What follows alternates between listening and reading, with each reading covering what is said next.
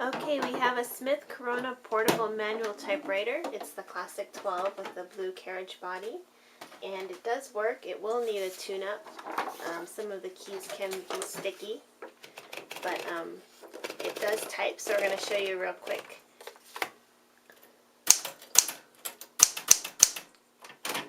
And there you have it. So it's a portable typewriter. It comes with a case, and it is secured in the case by a lock.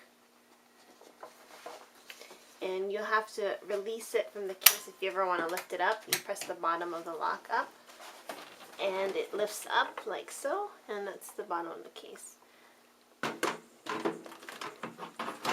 And there you have it. It's our Smith Corona Classic 12 manual typewriter. Oh, you'll have to center the roller body there for the case to close. Takes a little maneuvering.